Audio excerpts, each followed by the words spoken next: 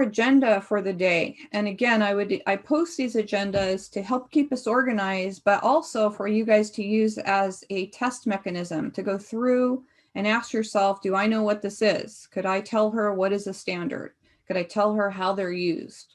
Okay, so today we're going to talk about static budgets and flexible budgets. You guys by now should have either read the chapter or watched the video, or hopefully both. Static budgets have no use in the managerial accounting world, so we'll talk about what one looks like. But the important thing for us is going to be the ability to flex a budget forward. And you'll find with the tools that you've already learned in a previous chapter, I don't think this chapter will be bad at all for you. Then we'll talk about standards, what they are, and how we can use them. The most important topic today is going to be the direct material and direct labor variances. And I think I mentioned to you in an email that I'm going to show you an alternative way to compute them. The author confuses the heck out of me when he computes them the way he does. So my job as an instructor, at least in my eyes, is to take a really difficult topic like accounting and break it down into easy to understand components. So if I find that I think I can show you something to do in an easier format than what I think the author has shown you, I'm going to do that. Of course, it's totally up to you on how you want to do it. We're going to get the same answers. It's just an alternative way that I was taught to do them and makes a whole lot more sense than what the author has shown. Having said that, on the variance problems in the homework, I'd say about half the homework, if you choose to use the alternative method, then Connect might confuse you. So for that reason, this will be the only chapter where if you want to do half of the homework in Connect and you want to hand do or hand write out the variance problems using the alternative method, you can do that and send me your homework via email prior to the due date. You'll have to be very specific, something like homework for chapter 21 with your name. And if you choose to do that, I'll go in and fix the Connect score with the updated score from you doing it the alternative way. In other words, I don't want to force you to fill in Connect's boxes if you're choosing to do an alternative method. Now the question always comes up, well, is that going to hurt me on the test? I'm going to make sure that the test questions are worded so that you'll be entering the completed variances. It'll ask you what's the direct materials quantity variance, what's the direct materials price variance. You'll be putting in your answers as opposed to showing the funky work that they do in the chapter.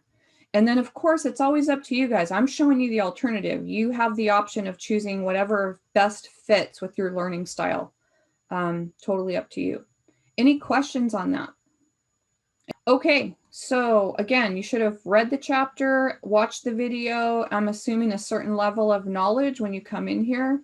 The handout's designed to, again, kind of take information from the chapter and summarize it in the best way I know how. So this is a follow-up to the budgeting chapter. And in the budgeting chapter, we learned that budgeting is about planning and directing. We talk about management features throughout the class. Planning and directing is really important, but so is the control function. And this is a follow-up to the budgeting chapter because we need to talk about budgetary control. Okay, what does that mean? There is no reason for you guys to create budgets for yourself if you're not going to do some follow-up. In other words, a budget is totally useless if you just put these numbers down and you do no follow-up on whether you hit the targets or not. So this is the follow-up chapter. We need to be able to take measures to get rid of unfavorable variances. And we need to be able to go take, I don't want to use the word disciplinary measures. We need to be able to go pat somebody on the back supervisor-wise if they hit their targets. We also need to be able to have a way to go back to a manager and say, look, we were over or under budget on this certain area. You're responsible for this area. And then talk about what measures can we take so that we don't have this problem in the future. So it's also about performance reporting, and that's going to carry over into another chapter. So there's two major types of budgets that your book talks about. There are fixed budgets, by which their very nature, they're static. They don't change. They're fixed. So an example of that, and again, I shouldn't teach class when I'm hungry. Let's just say we make pizzas, right? So if I have this budget set up where I'm going to produce 1,000 pizzas, and I wind up actually creating 2,000 pizzas, that's like taking a budget of apples and comparing it to oranges. There's no way to compare the two because one's based on 1,000 units and one is based on the actual 2,000 units that you made. It makes no sense. We call that comparing apples to oranges. And so fixed budgets don't really have a very positive place in managerial accounting. What we want to be able to do is we want to be able to create a flexible budget to show the results based on flexed forward results. What does that mean? It means that if I actually did produce those 2,000 pizzas, I need to be able to take a budget and flex it forward to that actual amount so that I'm comparing apples and apples instead of apples and oranges. And so that's one of the first things we're going to practice today. Is how do we do a flexible budget? How do we take a budget that was made for one level of activity and flex it forward to meet our actual production? Also, it drives me crazy in the chapter that sometimes variances are shown as positive and negative. I'm going to always show variances as either favorable or unfavorable, because sometimes they use negative numbers that give a positive connotation, and sometimes it means that they had a negative connotation, and that also confuses the heck out of me. So we're going to be using F's for favorables and U's for unfavorable. So I wanted to warn you about that. Next part of the chapter covers standard costs. We have standards all around us. You guys have standards all the time in that you're students. And one of the standards that colleges are going to look at when you transfer to universities are GPAs. Those are standards. Those are a measure that we are competing against to hopefully make it into our college of choice. When we get out on the streets, we have speed limits. Those are standards that we're expected to live by. If you go to a golf course, something that I'm not very good at, there's pars. And as much as I try to hit those pars, that rarely happens. That would be the norm for a good golfer. So we're going to work on computing standards. I don't think you guys will have any problems with that at all. And then the major focus of this chapter in my eyes are the variances. And that's where my presentation is going to differ. I do want to note something for you guys to write down in your notes. I'm only going to test you on direct material variances and direct labor variances. So someplace in your notes, there will be no overhead variances at all. We had a whole chapter on overhead. The overhead variances that they demonstrate are very weak in the chapter. So we're going to focus our efforts on direct materials and direct labor variances. Let's see, I have a PowerPoint. I'm not a big PowerPoint fan, but I did think they did a pretty good job on describing the difference between a fixed and a flexible budget. So I'm going to turn to those. Let me stop for a second and give you guys the opportunity to ask any questions that you have. Okay, so a fixed budget, again, is based on one single predetermined amount of production. So what happens is, again, if we plan on making 1,000 pizzas and we develop this fixed budget, at the end of the year when the actual results are known, we don't want to be looking at a budget made for 1,000 pizzas if we made 2,000 pizzas. That's why a fixed budget, again, has no use in managerial accounting. I want you to know what it is, but I'm going to put an X through it because they do nothing for it. It's for us. It's like comparing apples with oranges. So let me show you what one would look like. And I know this is really small, so I'm going to make it bigger. So here's a fixed budget. They had predetermined at the start of the year figured out that they'd make 10,000 pizzas, but they actually wound up making 12,000 pizzas. This does us no good, absolutely no good, to look at actual results that's based on 12,000 pizzas when the budget's based on 10,000. So what we want to do is we want to take a look at this actual budget for 12,000, the actual results for 12,000. These are the actual costs that they incurred in making those 12,000 pizzas. We need to create a budget for the same 12,000 pizzas. So how do we do that? We're going to look at cost behavior on how the costs behave. And we're going to split the costs into variable cost and fixed costs. The variable costs we know will flex forward as the level of production goes up or down. And the fixed costs will remain the same because we know that fixed costs over the relevant range should not change. So this is going to go back to that managerial income statement that we talked about. I think it was way back in chapter 18. We said we're going to change the way our income statements look. They're not going to be in a traditional format like this.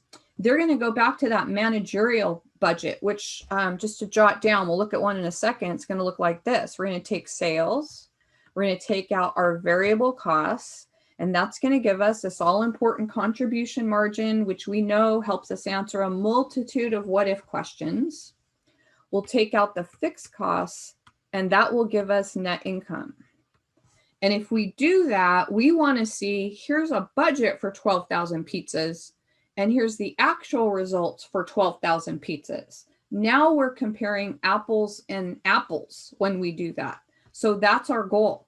Our budget is not going to take on a GAAP-like format, which you see here. It's going to take on a managerial accounting statement format that you see that I've just chicken scratched out on the screen. So the purposes of flexible budgets is to show revenues and expenses that occurred at the actual level. Okay, if we made 12,000 pizzas, we need to flex forward a budget for 12,000 pizzas. So if it's done ahead of time, you can prepare it for several different activity levels that the company may be considering. And then at the end, when the actual results are known, you can flex that budget forward with whatever the actual level of activity is. Whoops. And we mentioned that at the bottom, I'm surprised they use my words, that provides the apples to apples comparison. The goal is to help us locate where our errors were in terms of production. We want to find out, most companies are interested in when they went over budget, right? If it's on the expense side, but we also want to make sure that we give our managers and the people responsible for the various errors kudos and congratulations and bonuses when they beat budget expectations. That's just as important. This last line says improve performance evaluation. We have a whole chapter coming up on that. So this is kind of a lead into that as well. So what we want to do is we want to create, here's a flexible budget that has been flexed forward to show 3 levels of activity. If we hit one of those 3 levels, great, we'll have a great comparison. Actual to budget will be ready to go. If we don't, we hit, let's say 10,500 pizzas, no problem. In a flexible format where you see these variable and fixed costs split out, we can create a flexible budget for whatever the actual results are. And you're going to see us do that today. It would look similar to this. And again, I know this is really hard to see, but here's what we need. This is the apples to apples. Here's our budget for the 12,000 units. And here's our actual results for the 12,000 units. It's apples to apples. And we can then look at variances. Variances is another special name for difference. And on the sales side, you can see that we had more sales than predicted. That's a good thing. On the expense side, on just the first line item, for example, our expenses were higher than we anticipated. We're going to show that as an unfavorable result. When we work through the variances later, part of the reasons of computing them is so that we can go to the proper area, the supervisors, the people that are in charge of that area, and either again say, hey, great job, you came in under budget, you know, something as small as let's have a pizza party for the people that are in the department, or it could be a bonus based on meeting the expectations, or it could be corrective action that's needed because we weren't as efficient as we should have been. And that's probably enough of going over theory as far as the lectures go. I'm more, you guys know this already, I'm more of a hands-on person. I think when we jump in and we get our hands dirty, we can see how it works, and then you guys can answer questions going forward. So I've been talking for a while. Let me stop talking, see if you guys have any questions, and if not, we'll keep going on. All right, so let's go open our Excel spreadsheet for the day. I'm going to go back to my first exercise, 21-5. We're going to create our first flexible budget going forward. Again, please, please, please ask questions if you have them.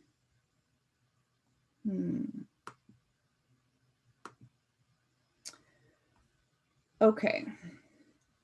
Let's read, and then we'll work through a flexible budget.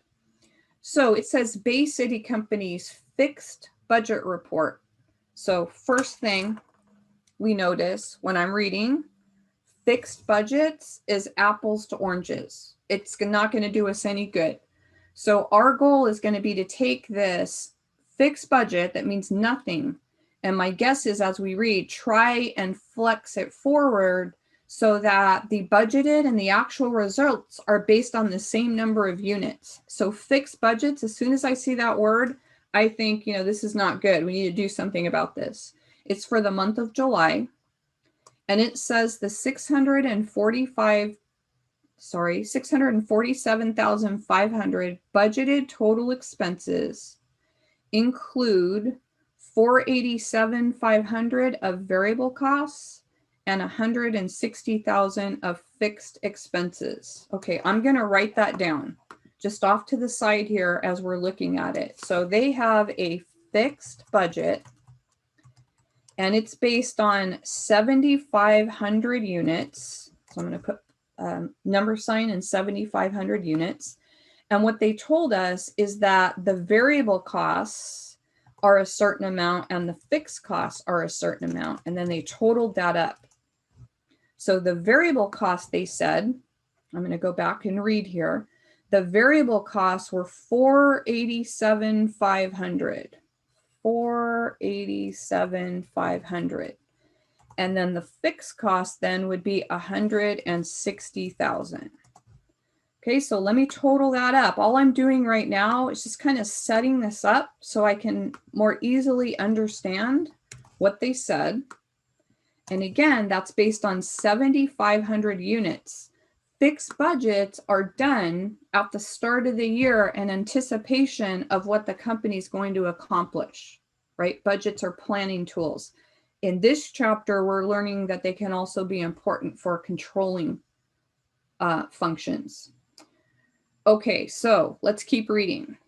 Actual expenses included 158,000 of fixed expenses. Okay, so I'm going to go down here and I'm going to write down that their actual budget was based on 7,200 units. So right there, we got a problem. This is apples to oranges. The fixed budget was based on 7,500, and the actual budget was based on the 7,200 pizzas that they actually made.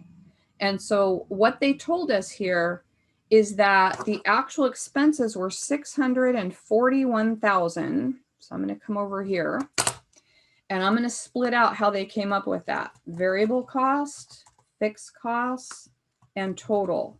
Okay, I'm going to put that 641,000 in that they just gave us, the one I circled there. And what they told us is out of that amount, 158,000 was fixed.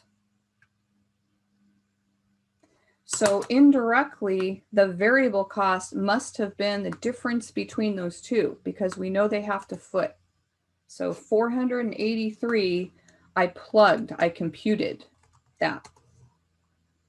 Okay, now I haven't done the actual budget. I'm just trying to show you right now how this would not be a good comparison.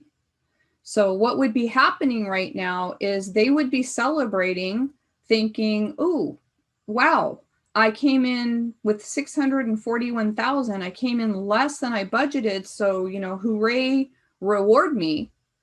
But when in fact, they're comparing apples with oranges. Okay, why am I calling this apple and oranges? They start out saying, here's your budget for 7,500 units. And they actually made 7,200 units. They shouldn't have spent as much as a budget for 7,500 units.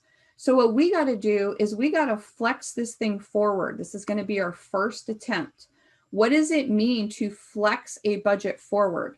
We want to make a budget that's based on the actual level of production. We need to take this worthless fixed budget and dump it out because they didn't make 7,500 units. They made 7,200 units. So we're going to turn this into a flexible budget, which is based on the actual level of production. So our goal is to flex the budget forward based on the actual production. That's our goal here. And just like you saw me chicken scratch out on the PowerPoint, we're going to do it using a managerial statement like format. So we're going to take sales, and then we're going to take out the variable costs. I'm going to leave myself a little bit of room. We'll get our contribution margin. We'll take out the fixed costs, and that'll give us our net income. And like any performance report, we need two columns. We need one for the budget and one for the actual. This is the key though. It needs to be based on the 7,200 units that were made. Otherwise, it's of no use to us. Okay, so I'm going to call this flexed budget. And it's going to be based on, I need to put another row in here so I can continue to write. Flex budget based on 7,200 units. We'll have an actual column based on the 7,200 units. This is the apples to apples now. And then we'll have a column that computes the variance. This is what a flexible budget is going to look like. Okay, that way, since this is apples to apples, they're both based on 7,200 units. We can go follow up with anything that's out of whack. Okay, how do we do that? Well, let's take a look at the sales. It looks like, if I'm looking right here, it looks like the selling price is, let's see, I need to get my calculator. So here's how I'm going to figure that out. I'll show you my work. On that flexed budget, that one that they did before, they estimated 750,000 in sales, and that was based on 7,500 units. So it looks like the selling price was going to be, okay, you guys can figure that out. I need my calculator. I think I know what it is by looking, but I don't trust myself this morning. That's 100. That's what I thought in my head. That's $100 per unit. We're going to flex that forward based on the 7,200 units. Okay, so if the selling price is $100, then 7,200 units that were sold times that $100 sales price, that should have been my budget, 720,000. Less the variable costs. Okay, well, again, that was based on 7,500 units. So I need to go take a look at what their variable costs were at that level right here. Their variable costs were $487,500. Let me write that in. $487,500. Oops. And that was also based on 7,500 units. So let's get a per unit cost. Do that on your calculator real quick. And I got $65 per unit. Once we have that, again, we can flex that forward. How do we flex that forward? We only made 7,200 of these pizzas at $65 a unit. That's what our variable cost should have been. So let me stop for a second, see if you guys have any questions. And then Julie, if you wouldn't mind downloading these files for chapter 21 and sending them to Alexis if you still see her in the room. I saw her at the beginning. I would appreciate that if you have a chance to email those. That would be great. Okay. I emailed it to her already. Oh, thank you. You're so efficient. Any questions? Let's finish it off. My sales minus my variable costs were 252,000. That's my budgeted contribution margin. My fixed costs were 160 up here, so that should stay the same. That's our budget. That wouldn't change over time, so I'm going to go ahead and leave that in there. Fixed costs hopefully are the same. And so at that level, I'm just using pizzas because it's the first thing that pops into my mind.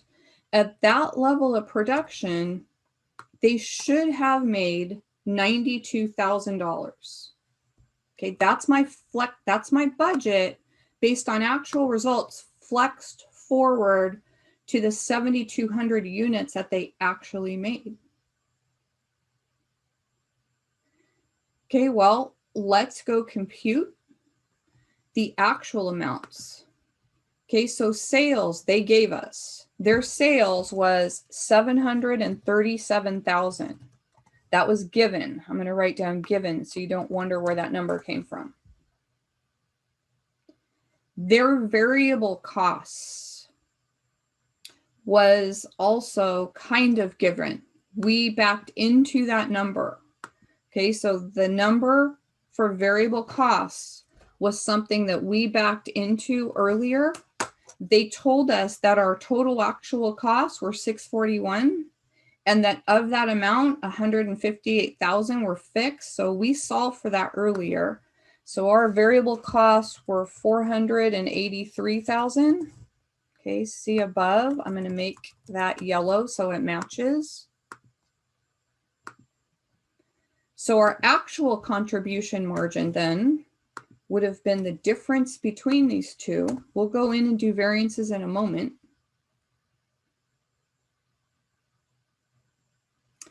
Their actual fixed cost, again, came from the problem. It was given. So it's 158,000. I'll make that green so it matches, so you know where it came from. And when I do the math on those, I'll come up with my actual net income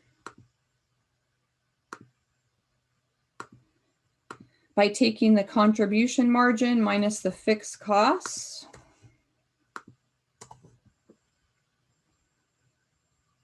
And so here's our flexible budget that was flexed forward.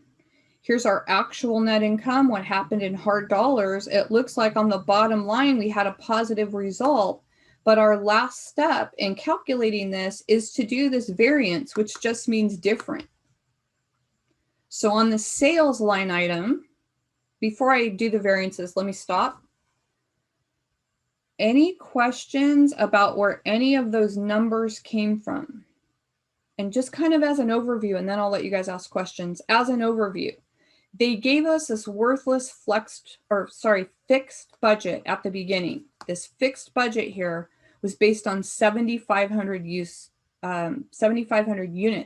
The reason it's worthless is because they only made 7,200 units. So we threw that fixed budget out and we created this flexible budget that we flexed forward to the actual level of activity. That 7,200 is the actual production level that occurred.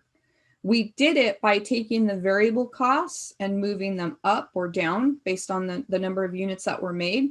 And we made the fixed costs stay the same. Then we got their actual numbers, the hard dollars, actually what happened during the year. We put them side by side And now we're going to go through and take a look at the difference on each line item and talk about whether that was favorable or unfavorable. So any questions so far?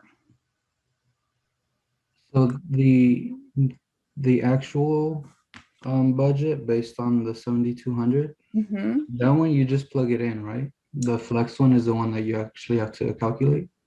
Well, it depends on how they give you the information. On this problem, they gave us two components on the actual information, and they left us not knowing what variable costs were, but we know enough to be able to compute it. So most of the time on most of these problems, they'll just give you, here's the actual numbers. On this one, they did that partially. They said we spent 641,000, and Pablo, I think that was Pablo's voice. We're looking at this column. We spent 641,000, and then in the paragraph, they mentioned that of that amount, 158 was fixed. So we had to back in the variable costs. So they can give it to you in any number of ways. We got to read carefully. Anybody else have any questions so far before we do this variance? Okay, variance is another name for difference. So the difference between these two was $17,000. Okay, and when your sales are higher than what you actually predicted, that's always a good thing. So I'm going to put an F for favorable. Okay, our costs, the difference between these two, when you do that on your calculator, that is 15,000, but that one is unfavorable because we spent more than we were allowed to spend. Our budget says you should have spent 468K. You actually spent 483K. So when you take the difference between those two, that's 15,000, but it's unfavorable. And so continuing down, the difference between the two on the contribution margin was 2,000. Okay, which way we made more than we expected ourselves to make as far as the contribution margin goes. So that's favorable.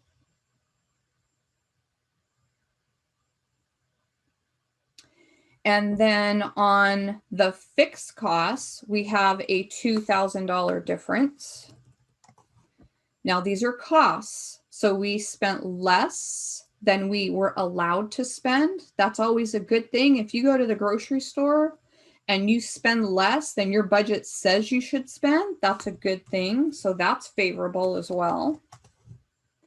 And when you look at this difference down here, I mentioned this at the very beginning, that $4,000 in difference was favorable as well.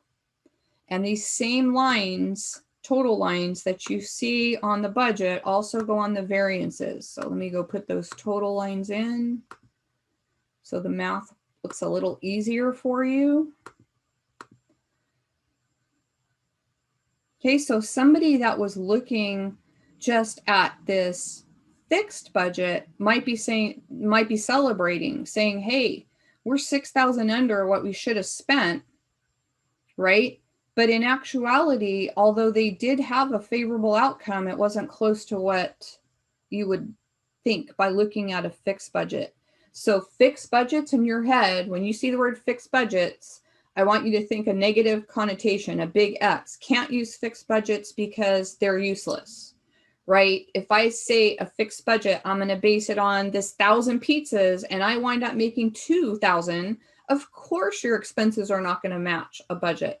That's apples to oranges. This budget that you see in front of us instead took the actual production and then moved the budget forwards or backwards, depending on what happened, to the actual amount of production.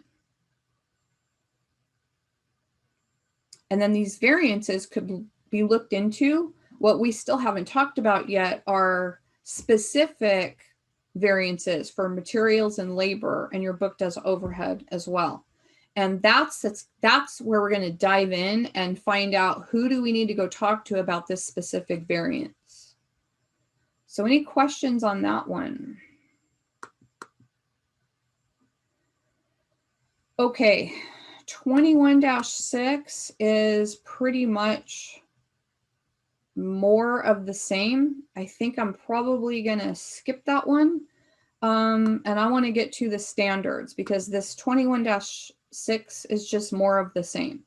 So if there's anybody that struggles with that one, you go home, you try the homework and you struggle with that one, remind me when we come back for our second day on Tuesday, when we come back for that comfort day, that built-in catch-up day. Let me know if you struggle with that and we'll go over that one in class. I don't think we need to though. All right, standards, something that you guys are familiar with all around you.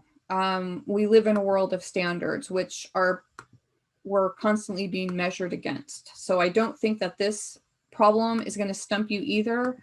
I think that most of you could have done this before you walked into class or before you ever read the chapter. So let me show you what I'm talking about. And then of course I'll answer any questions. So a standard basically is how much something should cost when we talk about standards in accounting. So it says a manufactured product has the following information. Okay, there's 3 kinds of product costs. You see them here. They want to know how much should one unit cost. That's what number 1 says. What's a standard cost per unit? And then they want you to flex the budget out. What's the total budgeted cost for production in August based on those 12,000 units? So we'll flex that forward. And then they want the total cost variance based on the actual manufacturing costs that they incurred. So I'm going to walk you through this. They make it sound so complicated, and I think this is a really easy topic. Okay, so how much should something cost? Well, we're going to look at the 3 product costs: direct materials, direct labor, and factory overhead. And looking at the direct materials, it says that whatever they're making should be using 2 pounds, and the price should be $2.50 per pound. And let me make this whole thing 2 decimal places so we don't have to worry about continuously changing.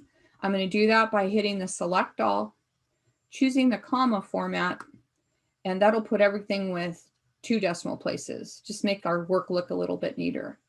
So let's go ahead and multiply that out. The 2 pounds times the $2.50 per pound, that means that we should be spending $5 in terms of direct materials. We'll do the same thing with the direct labor and the overhead. Let me move my other screen over here. So direct labor, it says it should take half of a direct labor hour to make this product. And they give us the rate for direct labor as being $16 per direct labor hour. So again, we're going to do the math. You guys can probably do that in your head. Half of 16 is going to be $8. That's how much we should be spending per unit for our labor. And then factory overhead is charged out at the rate of $12 per direct labor hour. Well, we know how many hours one unit should take. Since their overhead is being pushed out based on direct labor hours, that 0.5 direct labor hours is going to come back. And again, you can probably do that in your head. Half of $12 is going to be $6. So how much should one unit cost? We'll add those up. Again, you can probably even do it in your head. I'll let the computer do it. One finished product should cost $19. Okay, that's the answer to number 1, requirement 1. Each unit should cost us $19 to make. It should take 2 pounds of materials, a half an hour of labor, and a half an hour of budgeted overhead. Okay, 2 says, what's the total budgeted cost for production? Well, really what they're asking you for is a flexible budget based on a fixed number of units. Well, the fixed number of units should be 12,000 since that's how many units they wound up making. So what I'm going to do is just flex that budget forward for 12,000 units. In other words, 12,000 times 5 would be 60,000. Let me put that on your notes, how we got that.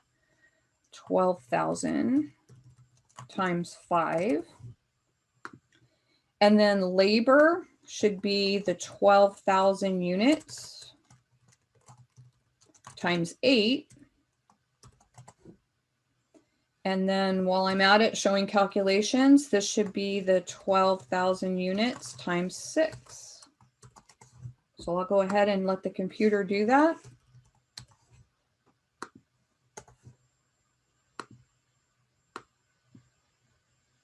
And when I add that up, using a flexible budget, if I made 12,000 units, I should have spent 228,000.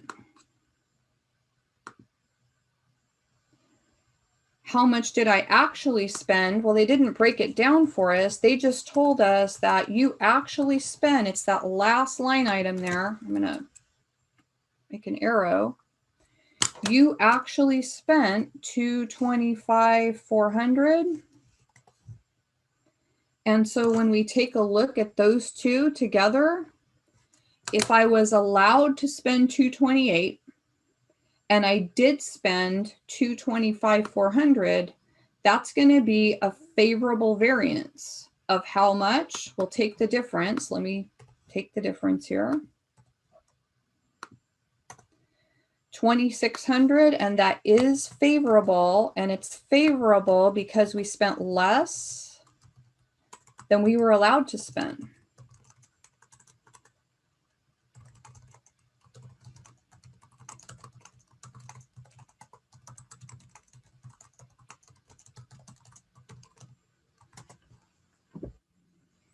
Okay, now they didn't give us the data. They didn't give it specifically the data for materials, labor, and overhead. So we can't tell who we should be congratulating because we spent less money.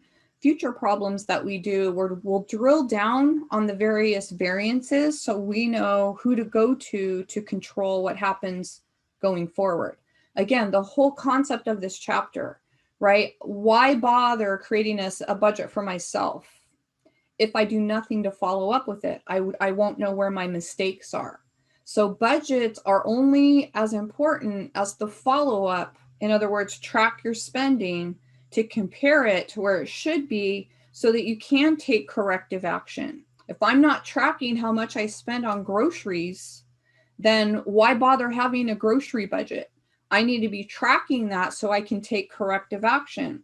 You know, corrective action, going to the grocery store, something as simple as not going when I'm hungry, or something as simple as, no offense to my husband who I love dearly, but leave the hubby at home. That's a corrective measure that I can take to make my grocery budget lower. Sounds simplistic, but it's a control feature. It's a follow-up to the chapter on budgeting. Now we're talking about, great, here's this budget that set out this roadmap with our financial plans and how we're going to get there. This chapter is on the control feature. Okay, here's our actual results. Did we hit our mark or not? And if we didn't, how are we going to keep that from repeating itself in the future? That's what this chapter is about. Any questions before we hit our variances? Okay, I'm pretty sure our next one is on variances. Okay, it is. So this is where I'm going to vary from the way that the book shows you. Again, it doesn't matter to me how you want to do these variances, either the book's way or the alternative way that I'm going to show you. Whenever I believe that I can show you something that's simpler and easier to remember, I'm going to do it. It's always up to you to choose whatever way fits with your learning style.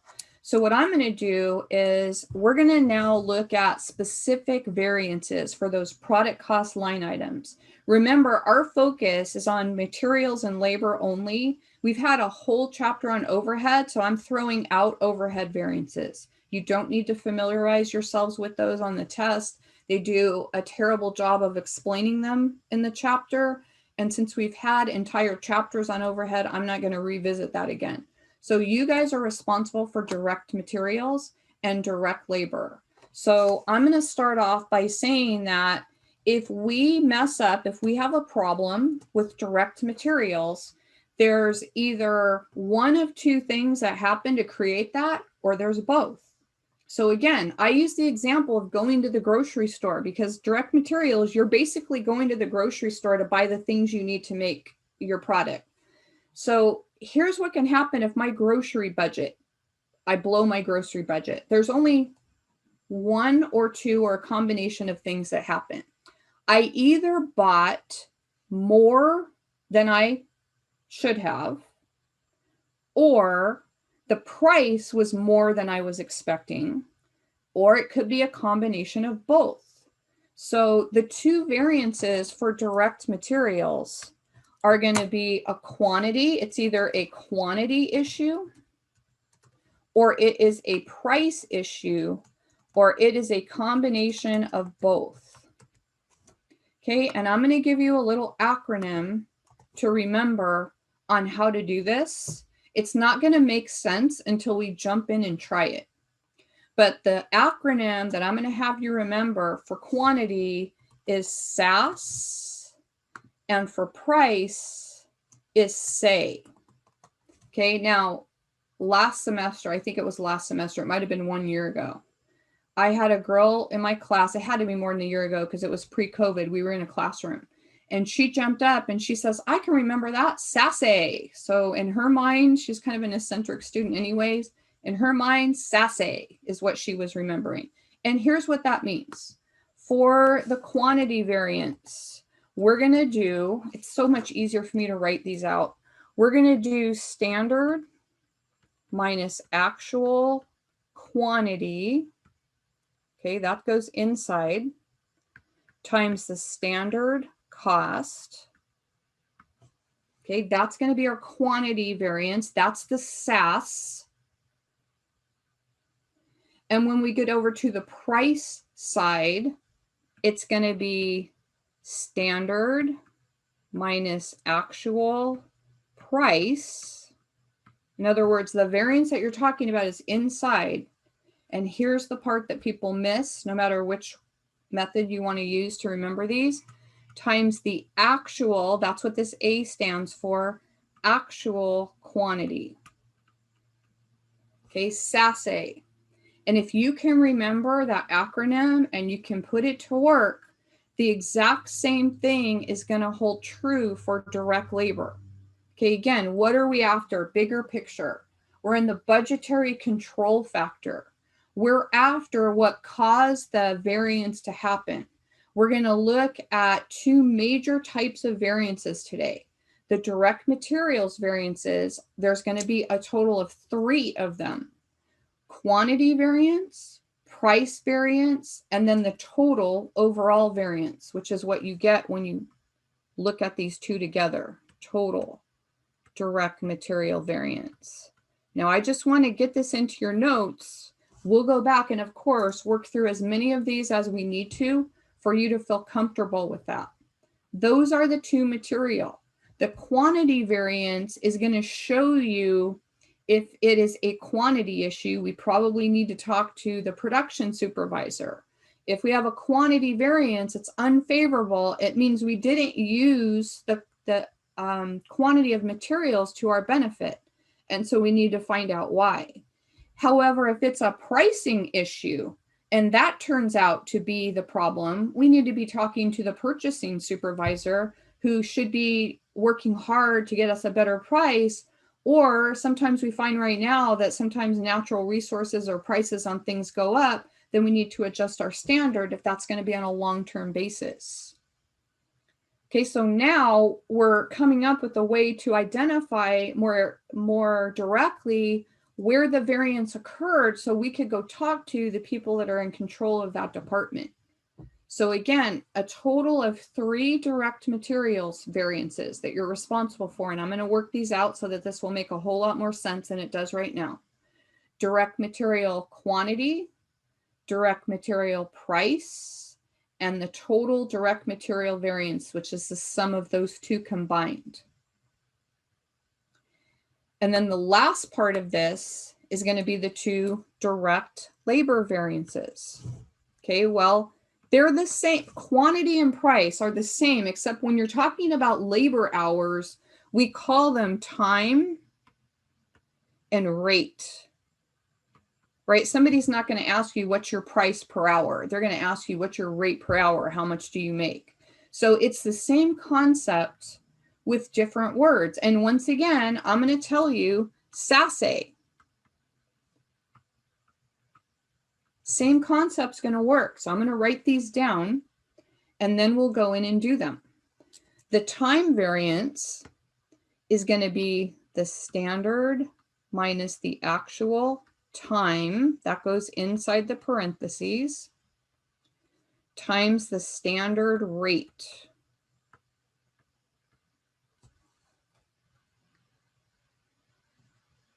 And then when we get over to the rate variance, we're going to have the standard minus the actual rate. And on the outside, this is the one that people tend to mess up, the actual time, SASE. So we're going to take that little sheet of notes and work through a set of variances, making sure that we feel comfortable that we can calculate the variances. Now, again, if you feel 100% confident with the book's way of demonstrating it, maybe you're one of those superstar students who's you've already tried the homework and you're 100% comfortable with it, you should just stop the video right now if you're watching and go do something else, because I don't want to detract from something that works for you. But I can tell you from teaching this class for 30 years, probably 80% of the students that I've taught believe that this way is much easier. They get into a rhythm of doing it the same way each time, and that's what they've done on exams. Totally up to you, though. We're going to practice this now. Any questions before we go practice? For the SAA on direct labor, it's standard minus actual rate. On the inside of the parentheses times the actual time.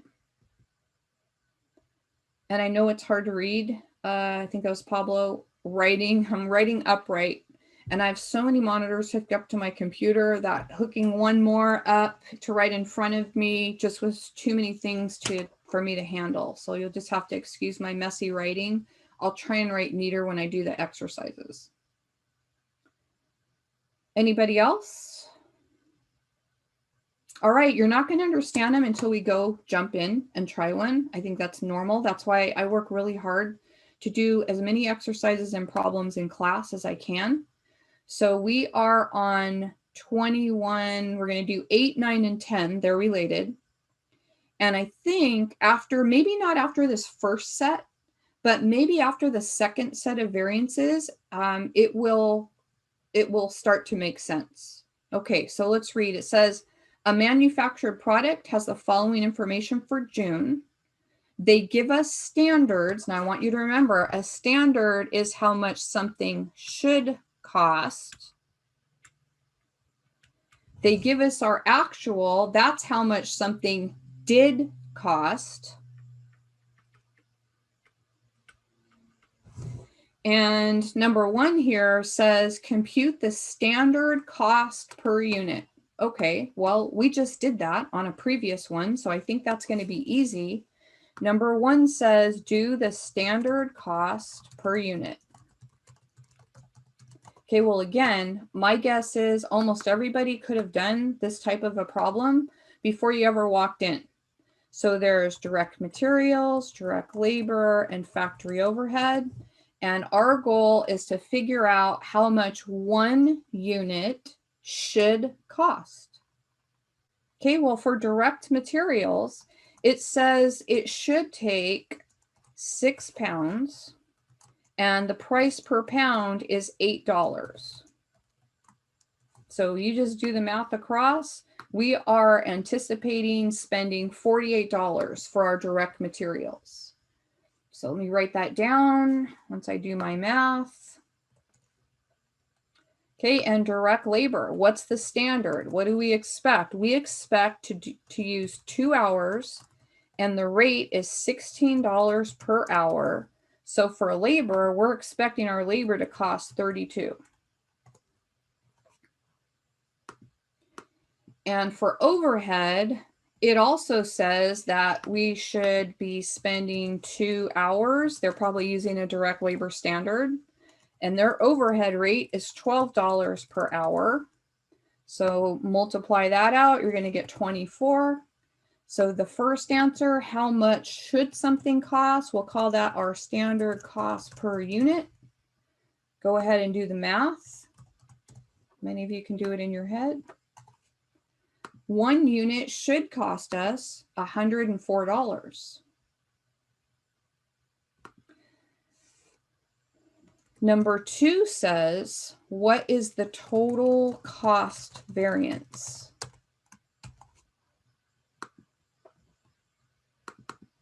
Well, let's see. They made 8,000 units, and each one should cost $104 per unit from the calculation we just did. That means we were allowed to spend, once I do my math, $832,000.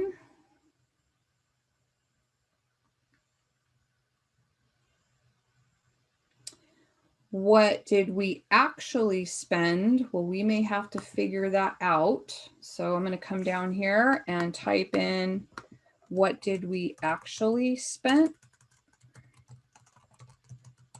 Okay, well, they tell us right here, as soon as I fix my spelling mistake.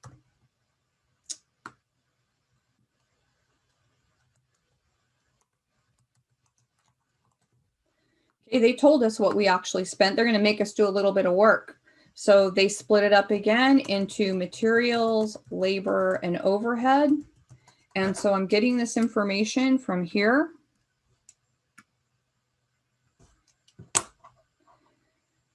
So I'm just going to do the math. You guys can watch. 48,500 pounds times 810 per pound will give me what I actually spent for materials.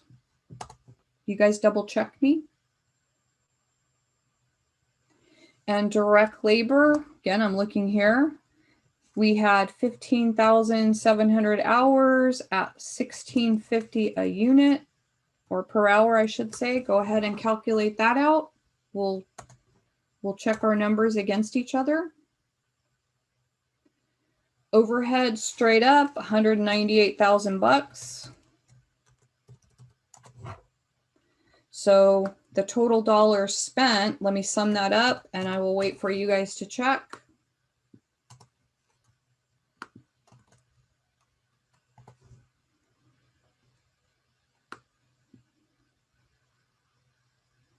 So I'm going to move this number over so I can put it right under my other number.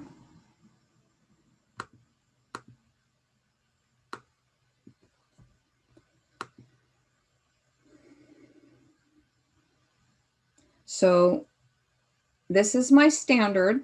This is how much I could have spent. Here's my actual. This is how much I did spend. So we have a total variance between the two, which is unfavorable because I spent more than I was allowed to spend. When you compute the difference between those two, again, I'm going to wait for you. It's unfavorable. Why is it unfavorable? I spent more than I was allowed to spend. Unfavorable. So now we're going to break down the direct material and the direct labor variances. We're going to go do the 3 materials variances that we chicken scratched out on a piece of paper, and we'll do the 3 labor variances that we chickened out on a piece of scratch paper. That's what the next 2 exercises are going to ask us for. Any questions so far on anything you've seen? So again, big picture. This is a follow-up chapter. We've done a chapter on budgeting. Now the author is telling you that fixed budgets don't do any good. We need to flex our budgets forward. So we've been practicing doing that. Now we're going to take a look at the variance component. You know, where do we go from a control feature, control function? Where do we go when we don't hit our targets?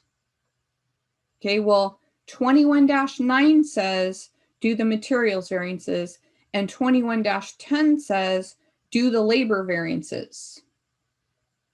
Okay, we're going to do those. I'm going to use an alternative presentation, the one the book's doing. You are free to make your own mind up on what you prefer. So direct materials, we're going to do, and I know that it asks for price and materials. I'm going to do them the opposite way. I'm going to do the quantity variance first, and then we'll do the price variance second. I'm going to call it direct materials quantity. Direct materials quantity variance, and then we'll take a look at the direct materials price variance. And again, what might be easier for you to remember is the SAS and the SAY. Or again, what Candace remembers as SASE. She was my eccentric student that sat in the back of the room and jumped up as a way to remember. Okay, so here's how we're going to do it. We're going to take, in the parentheses, we're going to take the standard minus the actual. Remember, those are quantities. And then outside the parentheses, the S there on SAS is by the standard price. So there's our SAS. And then when we get over here, we're once again going to do the standard minus the actual.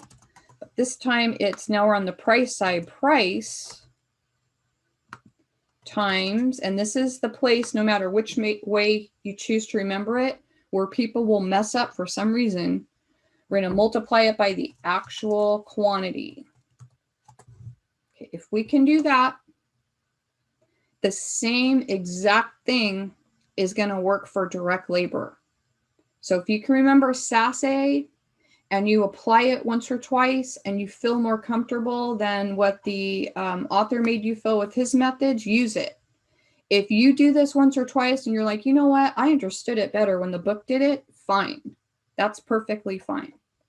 Now, these standards, just like on that flexible budget, they need to be based on the number of units actually made. So that's really important that you identify that throughout this problem, we made 8,000 units. Okay, so let's start off with the standard. If we made 8,000 units and we were allowed to use 6 pounds per unit, we should have used 48,000 pounds. Let me write that down. If we made 8,000 units and each unit allows us to use 6 pounds of these materials, then we should have used 48,000 pounds. Okay, how much did we actually use? I just created the S there. There's the standard. What was the actual number of pounds used? Well, if I go up here, there was actually used 48,500. Okay, so I'm going to call this actual pounds, 48,500. That was given. Okay, stop before you go any further. Good or bad? We were allowed to use 48,000. We used more. Right off the bat, that is an unfavorable variance to the tune of 500 pounds. Okay, why? Because we used more than we were allowed to use. So now all I got to do is turn that into a dollar value by multiplying by the standard price. So I'm going to come out here and get that 500 pounds. Sorry, I just hit something in Excel I shouldn't have hit. So times the standard price. Let's go look. The standard price was $8 a pound.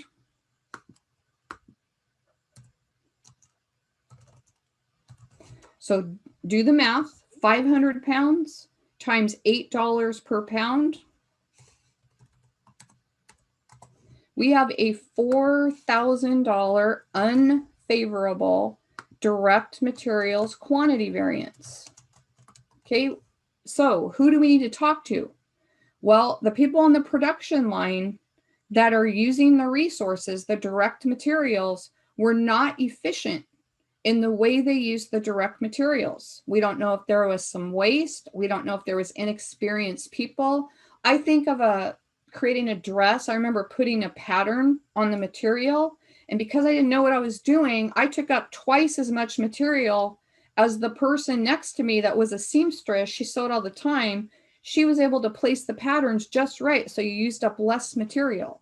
So somebody is being inefficient in the use of our direct materials. That production supervisor who's ever supervising that needs to say, hey, you guys use more materials than you should have, and that cost the company $4,000. You know, what can we do to remedy that for next time? That's what you call a control feature built in, if you think that is a significant variance. So we know up here that we had this total variance that was unfavorable. Now we're digging deeper and finding out what caused the variance to happen. We know from based on what we just did, we didn't use our materials in the most efficient manner possible. Now, remember what I said about groceries. It could be a quantity issue, it could be a price issue, or it could be a combination of both. We know right now we have a quantity issue. Now let's go take a look at the price issue. So say, okay, SAS, say. The standard price was $8 a pound. The actual price that we spent on our direct materials, let's go back up here and look, was $8.10 per pound. Okay, let me write that in. Okay, stop. We were allowed to spend $8 a pound. We spent $8.10 per pound. The difference is 10 cents, and it's unfavorable because we spent more than we should have. Now, what kind of an effect did that pricing issue have? Well, remember, to finish this off, we need to multiply by the actual quantity of direct materials used. Well, let's go look and see what that was, and we'll finish off our variance.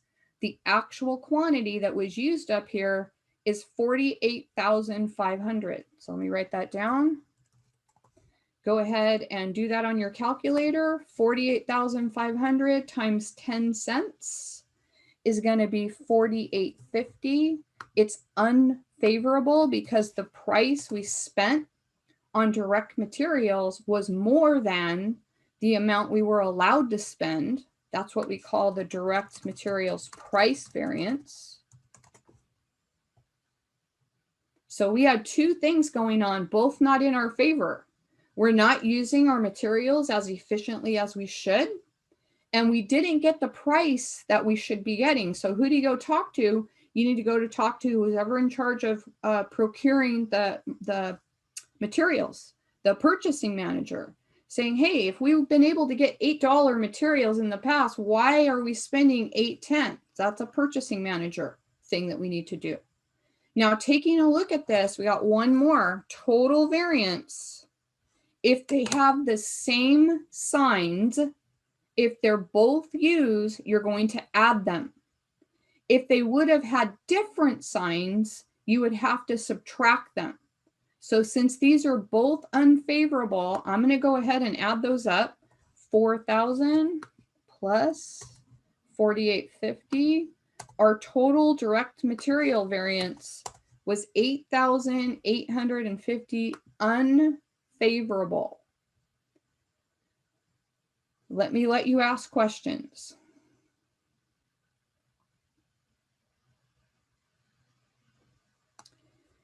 Okay, I'm going to do the same exact thing. That was 21-9, by the way. Let me identify that in my notes. We're going to do the exact same thing, but now we're going to do it for labor. So again, please ask questions if you have them. Anybody that needs that up there for a little bit longer, or any numbers you see there that you're not quite certain about. Okay, then I think what I'm going to do is I'm going to try and drag this down a little bit so that we can go do the direct labor problem without having to continuously scroll up and down. I'm trying my best to keep it on one screen. All right, so now 21-10. Direct labor variances. Okay, there are going to be two. There are, instead of quantity and price, it's the same exact thing, but we call them time and rate. And I think your book may often refer to this time one as efficiency. So I just want you to be familiar with the wording in case the author switches it up on you as far as terms go. Okay, well, once again, I'm remembering SASE. Same exact thing I remembered for the quantity variance. So this is what I'm after, and then we'll work it out. I'm after the standard minus the actual time times the standard rate. And then when I come over to the rate side, still standard minus actual rate. And here's the one people miss, times the actual time. And remember that all of this is based on the fact that we made the 8,000 units, right? That's key. This whole thing, all the variances are based on the fact that we made 8,000 units. Okay, let me stop. Give you a chance to write down on paper or type in on a computer or write in on a computer, whatever you have access to. Write those formulas down. Bigger picture, a follow-up to the budgeting chapter. This is a controlling chapter. Where were the differences? And if possible, how did they happen? And who do we need to talk to, either to say that a boy or that a girl, good job, you hit your target, or, oh my gosh, you were so far off, what needs to change for us to hit our targets in the future? It's a control feature. All right, we made 8,000 units. Here's the time, here, direct labor. We were allowed to use 2 hours per unit. So my standard time here is the 8,000 units I made times the 2 hours per unit allowed. I had the right to spend 16,000 direct labor hours. That's my standard time. How much time did I actually spend? That's what's inside this parentheses here. The actual time I spent was 15,700 hours. Okay, so 15,700 direct labor hours. This is my actual time. Okay, stop. Before we go any further, there's a difference of 300 hours. Going which way? Think about that. Here's our allowance. This is how much time we should have spent. And this is how much time we did spend. We were under budget. That's a good thing. That is a favorable variance. Okay, so whoever is in charge of our direct laborers working on the line, that a boy, you guys did this in 300 hours less than we had planned. Great job. What's that going to benefit the company? What happened in the budget? Well, here's how we need to finish it. We need to take that 300 hours times the standard rate per hour right here, standard rate. Let's go look it up. The standard rate per hour for labor was $16.50. So I'm going to multiply that out. Those 300 hours times $16.50.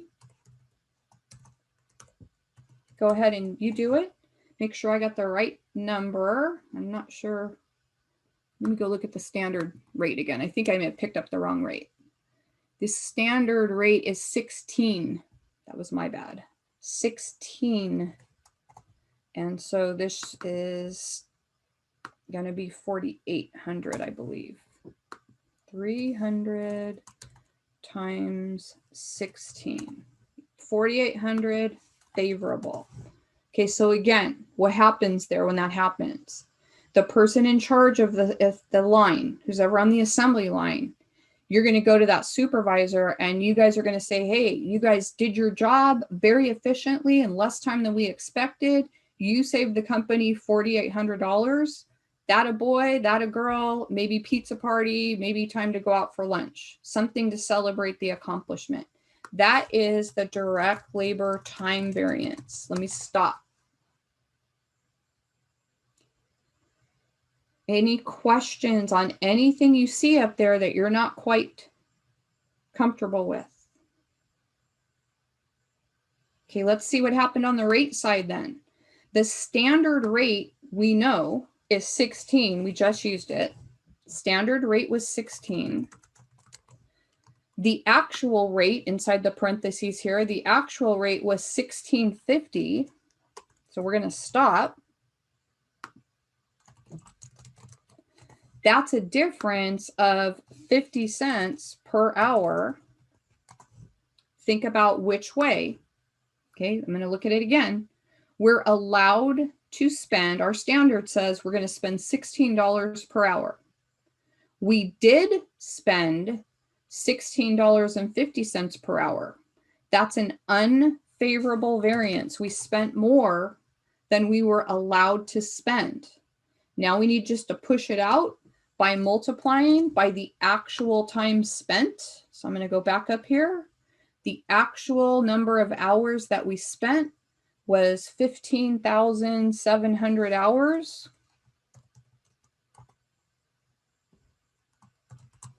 Do the math. The hours got stuck in the wrong spot. When you take 50 cents and you multiply it by 15,700, you'll have your answer. So 50 cents per hour times 15,700 hours, 78.50. In this case, it was unfavorable because we spent more than our standard said we should spend. This is the direct labor rate variance.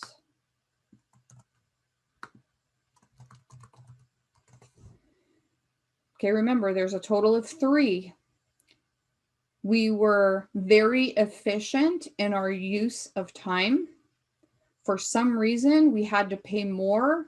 Now, that could mean that maybe we had some workers, some regular workers out, and we had to pay some type of a premium of some sort. We don't have enough information as to why, but we need to find out, because the two of those together, they have different signs. Make sure you get this into your notes.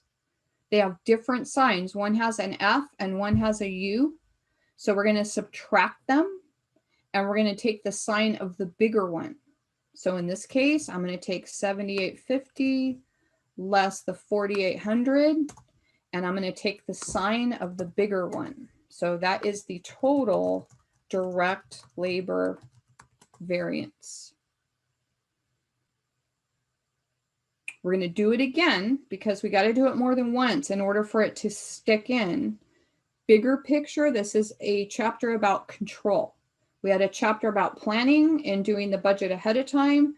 Now we are after the year has happened. We're taking a look at actual results. We're looking at variances and ways to find out why we did or did not hit our targets. You'll notice I didn't ask you about the overhead variance. You can read about them if you wish, but there will not be any questions on the exam about overhead variances. So if I were you guys, I would just skip that whole section. It's pretty worthless anyways, even if you read it.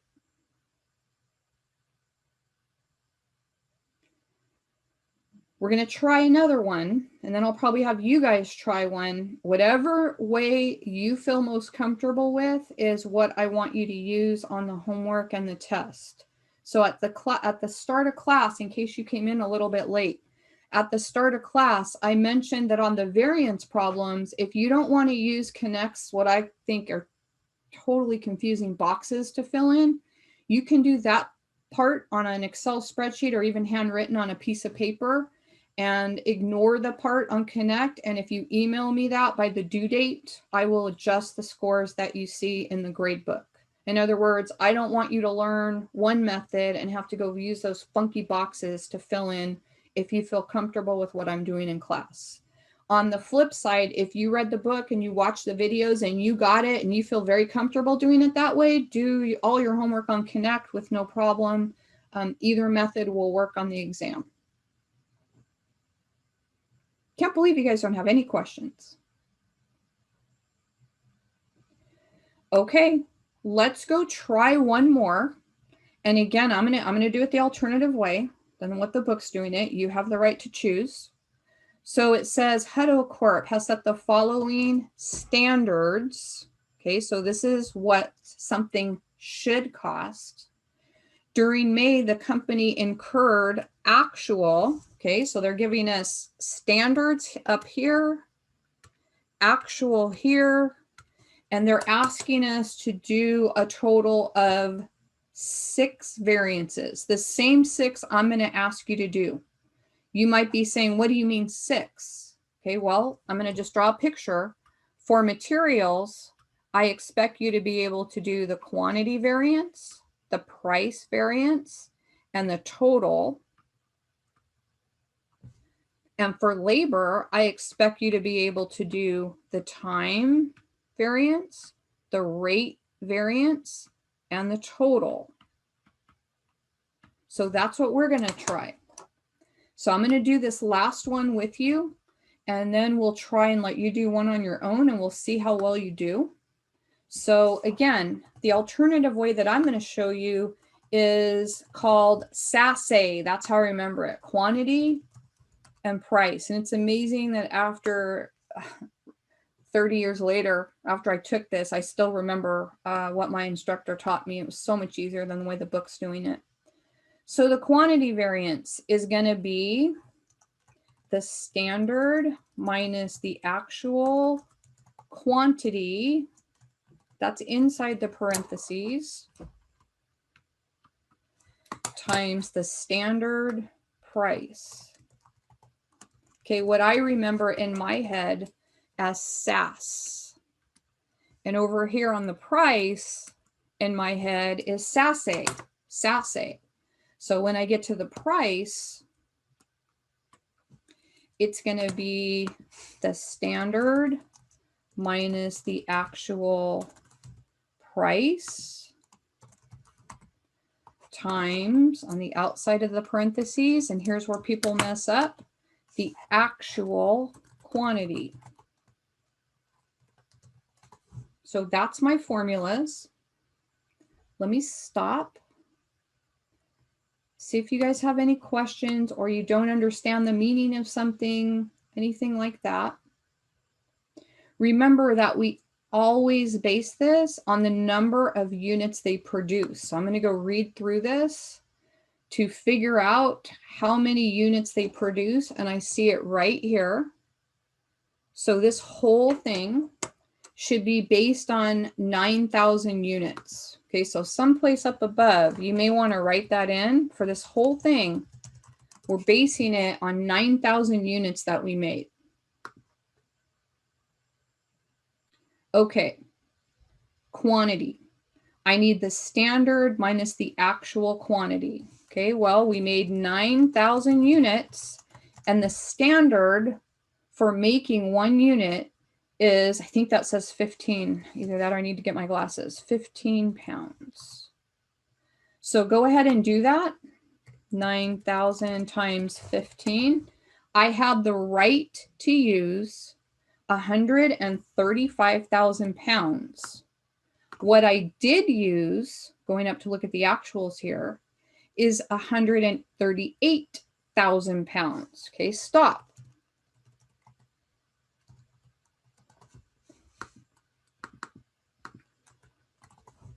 Stop. I have a difference of 3,000 pounds. Okay, going which way? Ask yourself that before you get any further and you'll have an easier time. Here's what I was allowed to use. This is how many pounds I did use. That is an unfavorable variance. So to dollarize it, to turn it into dollars, I'm going to multiply by the standard price. The standard price per pound was $4. So because I was inefficient in my use of my materials, it cost the company 3,000 pounds times $4 a pound. It cost the company $12,000, and that is unfavorable. That is our direct material quantity variance. So we need to go talk to the production supervisor in charge of the line and using the material. Something is happening there where they're not able to meet the standards, and they need to be more efficient, because that just cost the company $12,000. Okay, back over to here. Let me move this over so it doesn't show on this side. Back over to here, now we're interested in the pricing effect. Okay, well, we know our standard price is $4 because we just wrote it down, $4 per pound. Let's go see the actual price that we spent. It's going to show it right here. Our actual price was $3.75 per pound. Okay, stop. We were allowed to spend $4.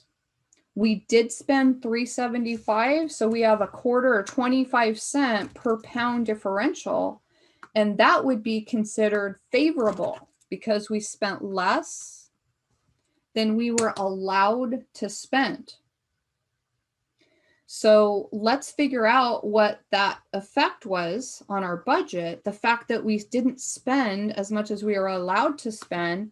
Well, to figure that out, remember what the A stands for, the SASA, that second A, actual quantity. My actual quantity is 138,000 pounds. So go ahead and do the math. 25 cents times 138,000 pounds. Oops, I think I got an extra zero in there. Let me go fix that. Take 1 0 off. 34,500 favorable variance. That is my direct materials price variance. The two of them have different signs, and so that means subtract them and take the sign of the higher one. Okay, so I'm going to take both of these and take the difference. You guys double check me. I got 22,500, and that would be favorable.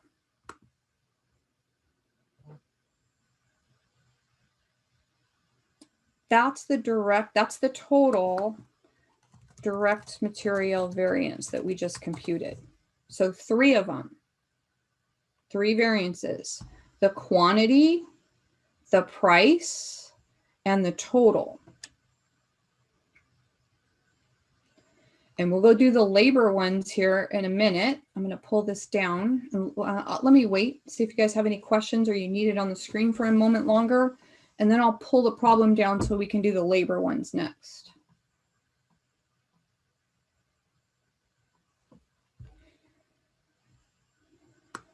Julie, I don't want to put you on the spot, but do you remember when you took this class, whether you found the book to be easier or whether the alternative method? Do you remember when you took the class?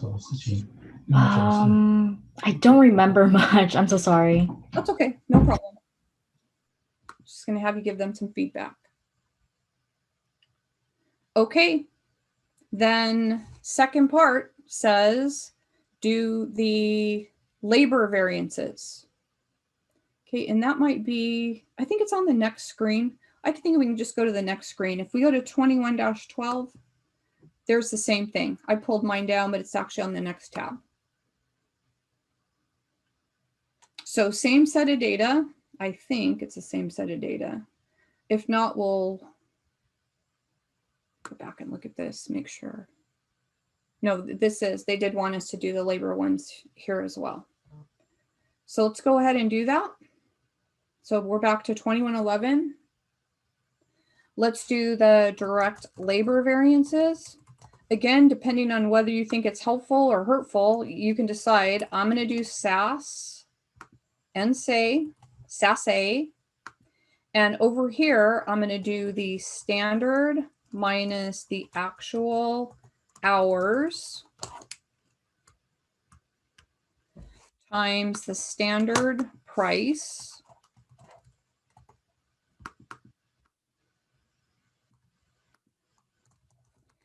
And then over here, let's call these again time and rate.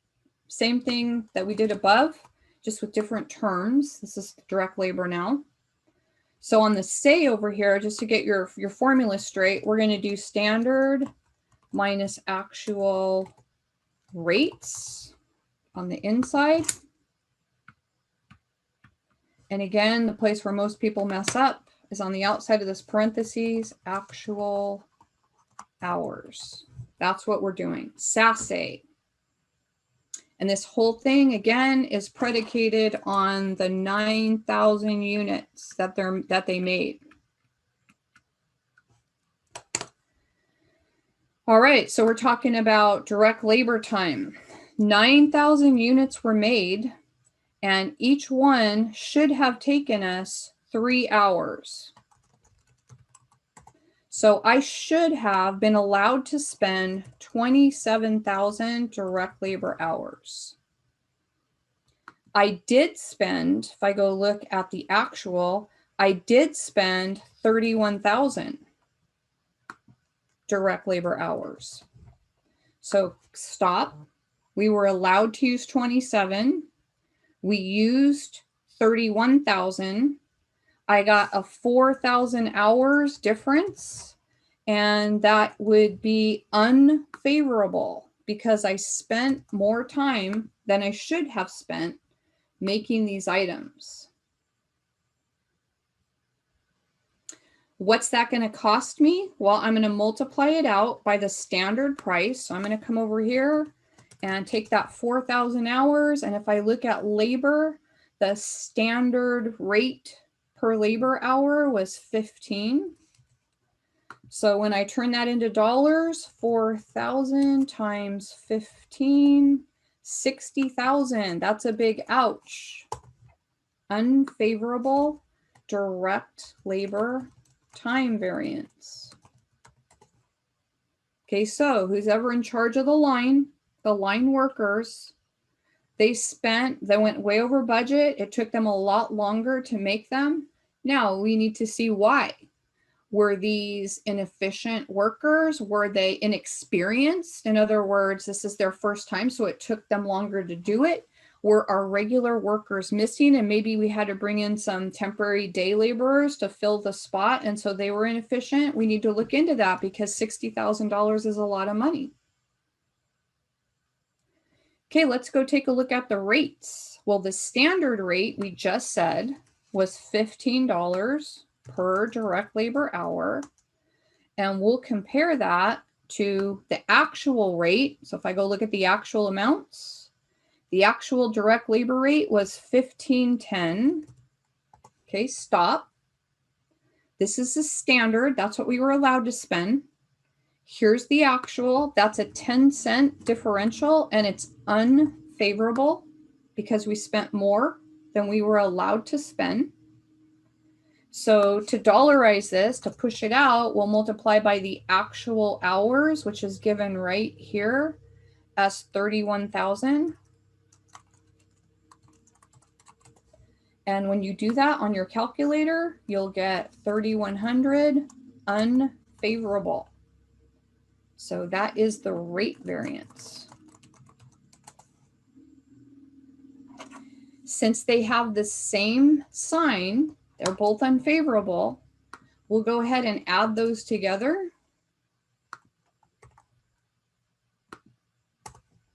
$63,100 is the total direct labor variance. It is unfavorable. And so we need to find out what happened. because they were inefficient, but we were paying them more than normal. So we would be talking again to the person in charge of the line to find out what happened with that and hopefully take corrective action to mitigate that happening again. This is the controlling feature of the chapter. You guys are awfully quiet today. Nobody has any questions? Do you guys have any feedback? And there's no right or wrong answer here. You're not going to hurt my feelings or make me happy either way. I'm just trying to find out, do you guys feel like this is easier than the way the video showed it? Or do you feel like you would just prefer to use the way the video showed it? Anybody want to answer that? Okay, I have a bunch of chickens in the room. No one wants to give any feedback? Professor, Lucy said that she likes it this way. Okay. Anybody else? Because I don't want to waste your time showing you something if you think it's more difficult. I'm going to show you and you can choose, but I would appreciate feedback. Lucy, thank you for providing that. Anybody else feel one way or the other? There's no right answer. Professor? Yes. I like your way better than that. It's more intuitive. I think so too, Jonathan. Thanks. I think that's probably the reason I like it. I'm glad you used that word. It feels more intuitive to me also. Because it separates the hours and also rates. So I can see if I decide to do which way I'm going to go, you can either go on the hourly rate, the number of hours, or also you can talk about rates, reducing the payments. Okay. I also feel like it makes it a little bit easier to judge whether it's favorable or unfavorable, which is something I struggled with when I was reading the book also. So because it doesn't always go by the amount, that final amount, and you have to look at a number of hours and also the rates. Right. Am I paying too much? Am I paying too little? Am I using too many hours, too little hours? So it seems very intuitive, and instead of just one rate that just dumped on us. I'm really glad you provided that feedback, because that was the word I couldn't put my finger on. It is more intuitive to me. That's probably why it makes more sense for me, not necessarily for everybody, but for me. Okay, then here comes the test for you guys. Let's see if this is pretty much worded the same way. Let's give you a shot using whichever method you prefer. Let's give you a shot. I'm going to be quiet for about 5 minutes or so. Let's see if we can come up with the total of 6 variances on this problem. We'll compare answers at the end. If you get the 6 right, no matter which method you do it, you got the variances down and you don't have to study anymore. Maybe do your homework and practice. If you're struggling or you miss something, this is going to point out to you where the weakness is. So I'm going to mute myself and be quiet. And then I will pull the answer that I did ahead of time over and we'll compare our answers.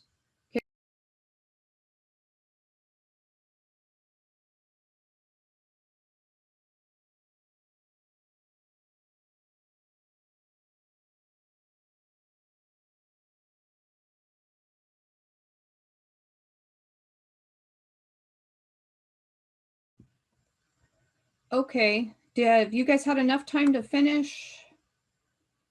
If you did not, maybe you can either speak out or raise that blue hand that you guys see, either one. Okay, let's see how you did, and I'll leave this up there in case you need to write it down. Maybe someone can take a screenshot once I get it up here. Make it full screen. Okay, so for the materials quantity variance, I got 6,000. For the materials price variance, I got 4,600. By the way, the first one was unfavorable. Second one was favorable. Netting them together because they have different signs, we should have come up with 1,400. And on the labor variances, move them over here. I came up with unfavorable variances all the way around, 9,600 on the time, 940 on the rate. Since they have the same signs, we add them together. 10,540. If you guys chose to use the author's way, I will also put those up there for you, because again, I am totally indifferent to which one you want to use. Before I do that though, does anybody have any questions? Did you mess up any place and you need to see the calculation? Okay, let me put the authors up here. If somebody could take a snapshot and put that in the chat room, that would be awesome. Or Julie, if you could make this part of your notes. 21-12, there is their calculations. You'll notice the results are the same, just a different way of showing them. So if somebody can snip that or take a shot of it, that would be great. I'm going to move that out of the way. As long as you came up with the same answers, we're good to go. Move this back. Any questions? So here's what I have to do next time. We did not get to 21, this last one. We did not get to 21 dash, I can't see what that says. I think it's 1B. We will do this one next time. I know you're spent today. We've already talked about a different way of doing something other than what's in the text.